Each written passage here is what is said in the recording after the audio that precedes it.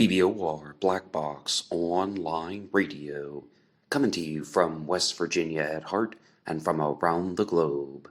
And hello everybody, today is Friday, another Cooper Friday. Welcome to the show. How's everybody doing? On Fridays I talk to you guys about D.B. Cooper, the man responsible for the only unsolved skyjacking in U.S. aviation history. And I am your host, Black Box Ned. And you guys know the drill, you can hit the like button if you want, subscribe if you haven't, and drop something down below if you have something to say about D.B. Cooper. For larger things, you can send them to me at blackboxonlineradio@aol.com. In this episode, I'm going to be discussing the suspect Richard Briggs, who went by the name Dick Briggs. And I'm not going to lie to you guys, the original title that I had planned on using for this one was The Story of Richard Briggs, D.B. Cooper, The Story of Richard Briggs. But we're going to see that he's a different type of suspect. He is someone who is heavily connected to a more famous D.B. Cooper suspect named Robert Rackstraw. But with Richard Briggs, he has his own place in the world of the vortex, if you want to call it that.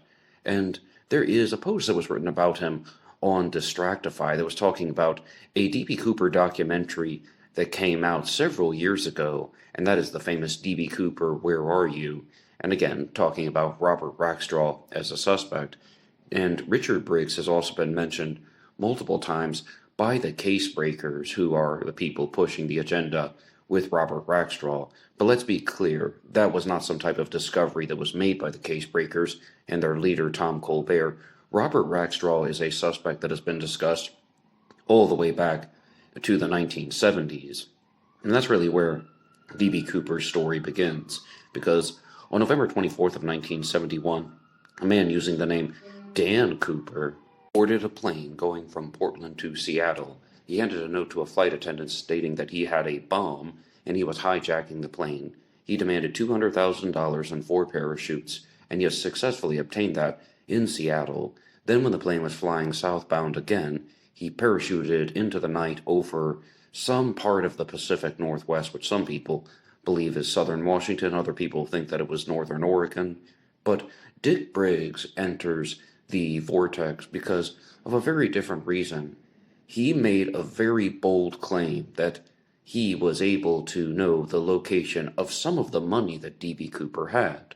Again, D.B. Cooper parachutes out with the $200,000, and the money was never found in circulation. So what happened to it? Well, $5,800 from the Cooper heist was found in 1980 at Tina Bar in Washington State. And Dick Briggs allegedly and reportedly claimed that he was going to plant the money there, and also that it would be found very soon. And the money was indeed found. And this is the post about him on Distractify. Cocaine dealer Richard Briggs claimed he was D.B. Cooper following the famous plane hijacking. Ron Carlson, who spoke to Richard Briggs at a party, said that the pusher man told a couple at a party where they could go and find some of the money that he stashed away. A few days later, a couple at a beach, known as the Ingrams, ended up finding $7,000 squirreled away. I don't know why it says $7,000. I mean, I think it's widely accepted that it was $5,800, but it should be noted that Briggs was caught on the record as lying, however, by claiming that he was involved in the Vietnam War and had experience parachuting. He died in Portland, Oregon in 1980 in a car accident, and the authorities believe that this could have been an intentional murder plot. So as you see with the world of D.B. Cooper, there are so many stories out there.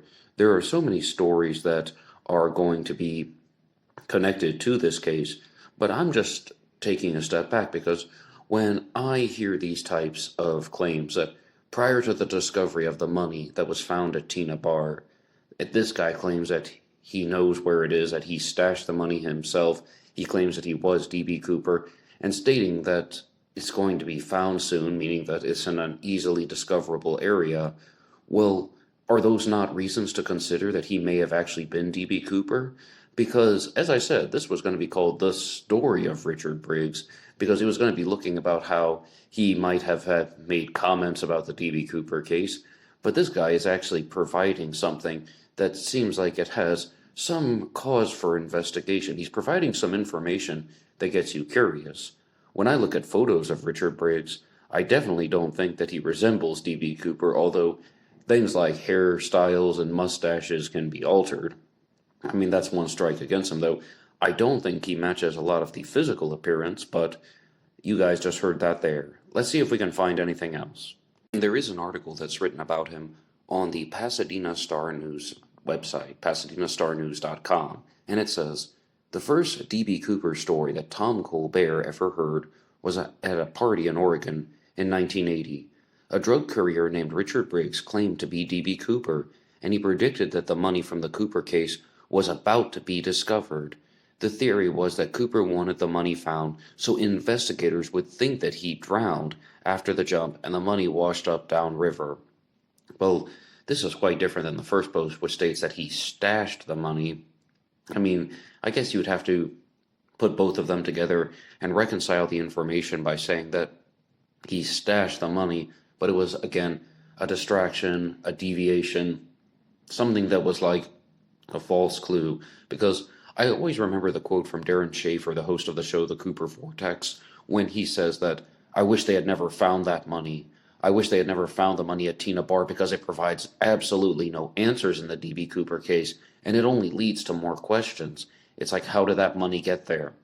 Because it would have had to have gone upstream some way, somehow. And I've told you guys many times before on Cooper Friday that I think the money was manually planted. I did not believe that at first. At first, I thought that it was just like a convenient explanation that people were thinking about. Well, yeah, of course the money was found at Tina Bar because it was manually planted. That was just inserting imaginary person X into the story because you didn't have a better explanation about how it got there by natural elements or how it got there by something like a dredge or from boats. But ultimately, I ended up reaching that conclusion that, yes, I think it was manually planted. Now, was it planted by this guy named Richard Briggs? Did he actually do that, or did he actually know about the planting from someone else whom he was acquainted with, named Robert Rackstraw? Was he just making up this story to cover for Robert Rackstraw? Why did he confess to being D.B. Cooper if he was not indeed Cooper? I can answer the final question, and I'm going to answer that one first. Okay, so lots of people have confessed to have been D.B. Cooper. Multiple people who have been discussed on Cooper Friday have confessed to being D.B. Cooper because Walter Recca went on the record and on recordings listing all the steps that he was thinking about as he was committing the skyjacking. He provided a detailed explanation. And a couple weeks ago, I was talking to you guys about Barb Dayton, another D.B. Cooper suspect who also confessed to have been D.B. Cooper, and much like Richard Briggs, provided information that the real Cooper should have known, and then apparently provided this type of secretive information before it was made public. And specifically with Barb Dayton, that was that D.B. Cooper did not use the name D.B. Cooper when he bought the airplane ticket. He used the name Dan Cooper, and then the media famously attributed the name D.B. Cooper to him. D.B. Cooper was a real person, though, and D.B. Cooper became one of the first suspects in the case. And then that man's name was taken by the media and incorrectly labeled as the skyjacker. But the real D.B. Cooper had nothing to do with this story, to the best of my knowledge, or nothing to do with the skyjacking anyway. But let's look at this article again from the Pasadena Star News. In 2011, Tom Colbert began investigating the money story and found that Richard Briggs didn't match Cooper's profile. Richard Briggs died in a car accident shortly after the discovery of the money in 1980. I mean, that's very, very suspicious, right? Very, very suspicious. But you could see how somebody like Tom Colbert is going to try and put the narrative forward that it's what? Not Richard Briggs. Well, maybe he was running his mouth too much, sharing some information that he shouldn't have shared. So he died, and he was silenced. And ultimately, we all know that Tom Colbert is going to move from a suspect like Richard Briggs to Robert Rackstraw, whom I have multiple episodes about here on Cooper Friday. One more time, you can check out some of the content here on Black Box Online Radio. Now, Richard Briggs was a party boy, Tom Colbert said. He never went to Vietnam, and he wasn't a pilot. This is something that is really in contradiction to perhaps more of the widely discussed psychological profiles about D.B. Cooper that have been created, particularly the ones by Dr. David G. Hubbard, who was just like D.B. Cooper was what? A former pilot and a Vietnam veteran. And a lot of people think that D.B. Cooper was a disgruntled Vietnam veteran who was down on his luck. Maybe he was short of funds, or he was perhaps someone who had some very good experiences in the war, very successful experiences in the war, mind you.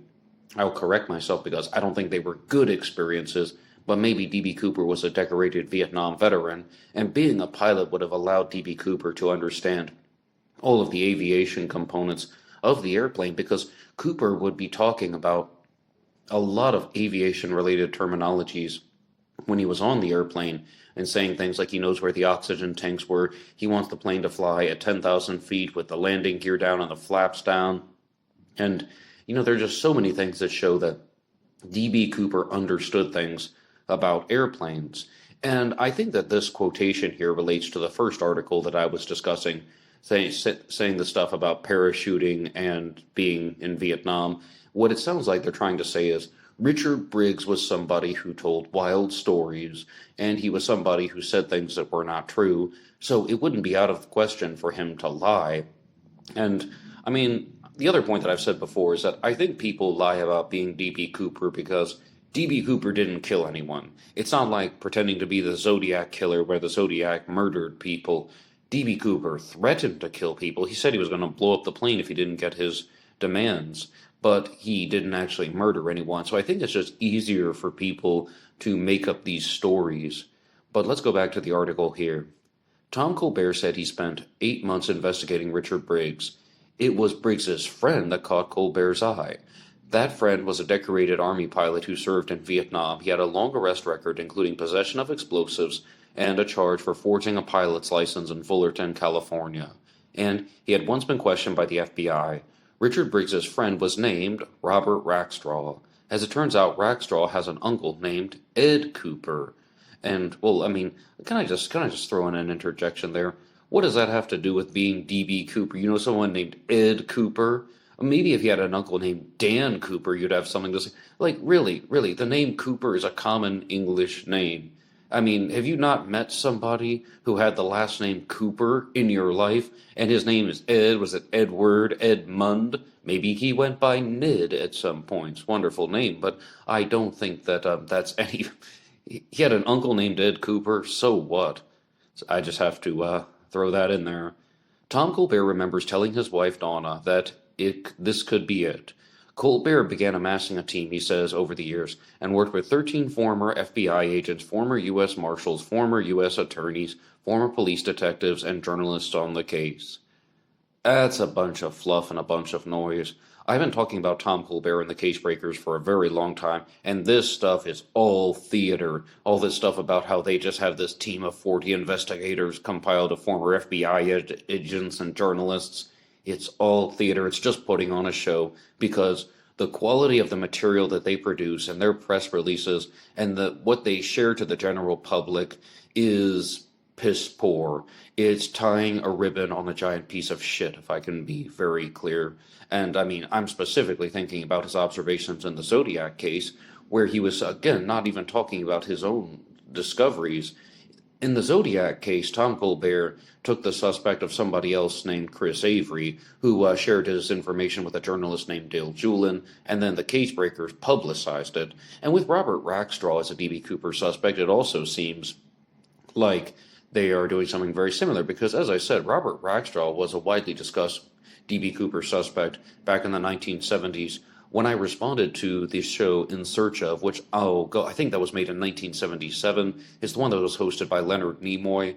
I did a direct response to that here on Cooper Friday, and they're talking about Robert Rackstraw as a D.B. Cooper suspect in 1977, and then it seems like Tom Colbert expanded the investigations, and most definitely he popularized the story of Robert Rackstraw as D.B. Cooper.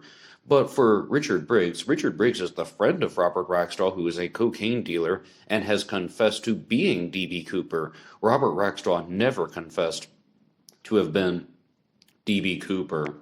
So as we are going to see, the story of Richard Briggs is completely intertwined with the story of Robert Rackstraw. And there is an article that's written about Dick Briggs on bustle.com that says, another D.B. Cooper suspect is Richard Briggs. a drug courier who claimed that he was D.B. Cooper, but he was discounted for two reasons. He lied about serving in Vietnam and also falsely stated that he knew how to parachute, one thing that the hijacker would have known how to do to survive. And, well, I mean, let's just be very honest and let's be very frank. There were DB Cooper has not been identified. DB Cooper has not been discovered. It's possible that DB Cooper landed in some crater in the forests of the Pacific Northwest and just simply was not able to get the chute open, and then he died. A lot of people will dispute that. Ultimately, I think DB Cooper survived the jump, but let's read this paragraph again. Richard Briggs lied about serving in the Vietnam War, and he also falsely stated that he knew how to parachute, one thing the hijacker would have had to know how to do to survive. Okay, so here is what I want to say in response to that. There's a difference between actually having education in parachuting and simply knowing how to do it.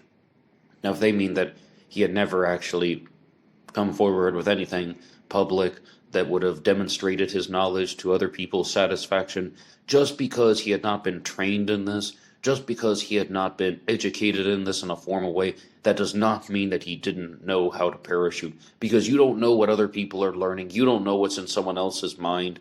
And I mean, we're talking about very specific issues. Lying about Vietnam, sure, all of that stuff can be documented. If you say that you went to the state of Montana and you've never been to the state of Montana, that's a lie. But if you're gonna say something like you know how to go skydiving, but you haven't been formally educated on it, or you haven't gone through courses, or you've never shared stuff that would indicate that you know how to do skydiving, this is a completely different set of stories.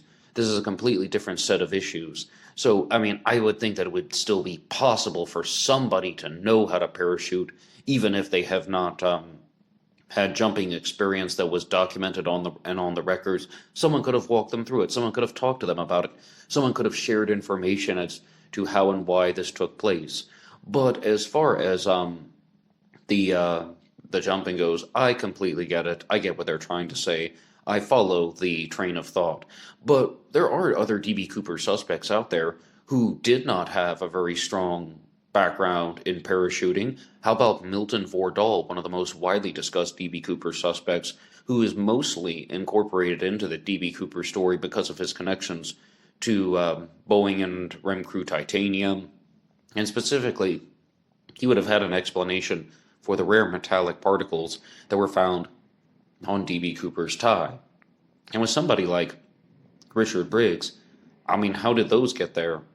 If Richard Briggs, this cocaine dealer, was indeed D.B. Cooper, how did these rare metallic particles that were found on D.B. Cooper's tie end up there in the first place?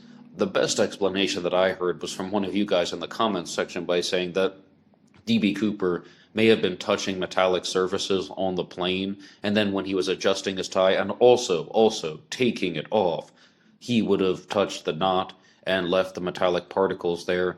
I mean, that's the best explanation that I've heard, because that would change the game to the maximum level, because that would indicate that D.B. Cooper doesn't have to be some type of scientist or metallurgist or somebody who was working for Boeing or somebody who worked at Rem Crew Titanium, and there is like this there's pure titanium found on the tie, but also titanium that is fused with aluminum and very bizarre things that are found on D.B. Cooper's tie. And they obtained all of this information by putting it under the electron microscope, mind you.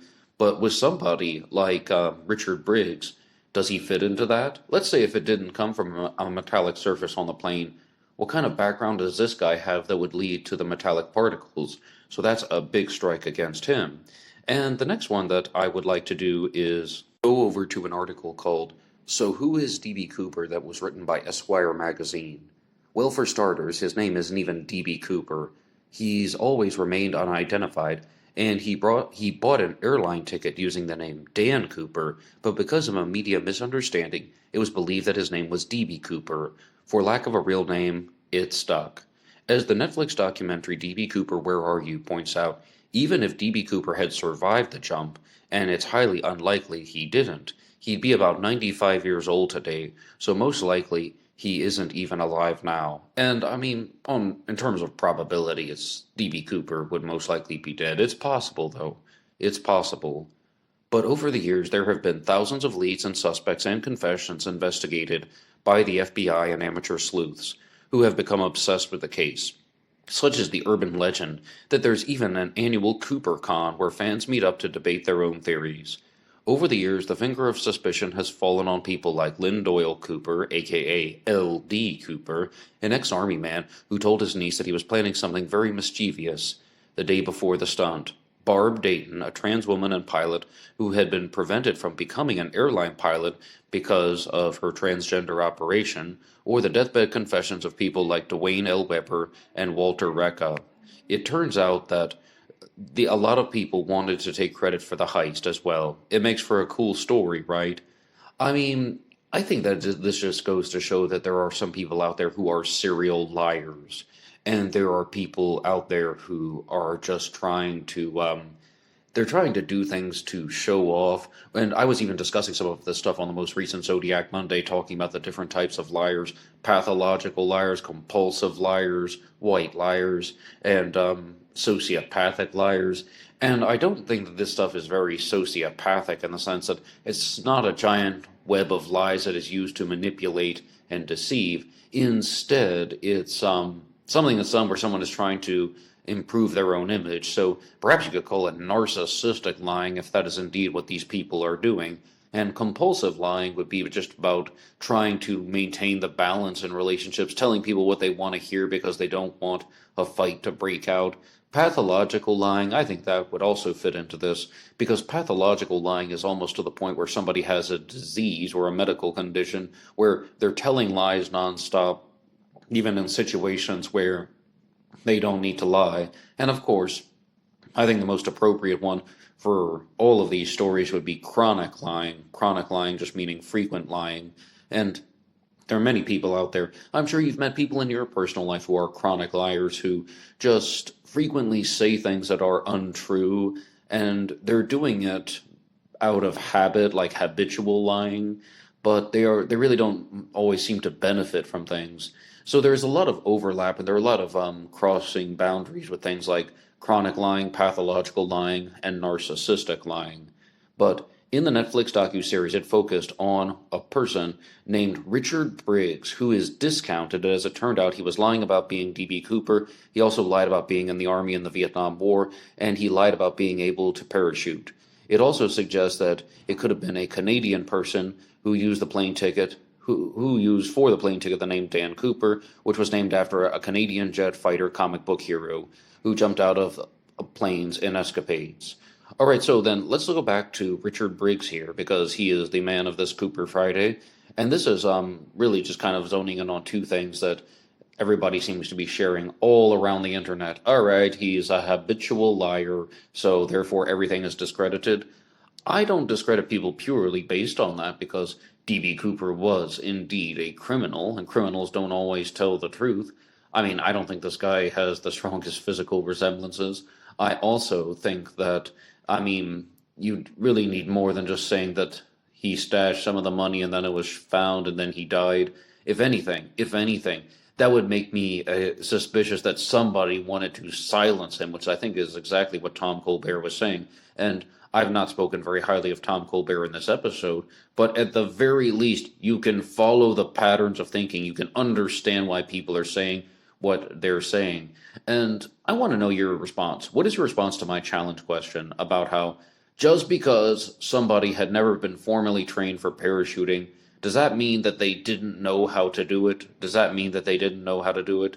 I mean, I would really like to know your responses to that. That's the challenge question for today.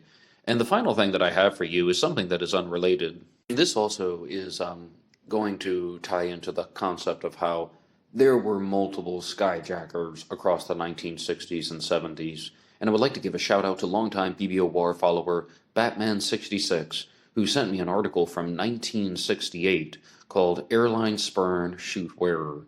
And this is one that is actually coming to us from Pennsylvania, starting in Pottstown and then telling a story from Philadelphia. But there were multiple people who were skyjackers. There were also multiple people who just realized that this could be a way to extract money out of, well, the authorities and the governments, and then jump in a remote area and hold on to it. And let's have a read here. A reporter who tried to purchase an airline ticket at Philadelphia International Airport while wearing a parachute found his do-it-yourself safety precaution spurned. Gary Catt, age 22, of Pottstown Mercury, was assigned by editor Robert J. Boyle to see if the airlines would allow a passenger to wear his own parachute on a flight. Catt walked into the airport's main building with a parachute strapped on his back.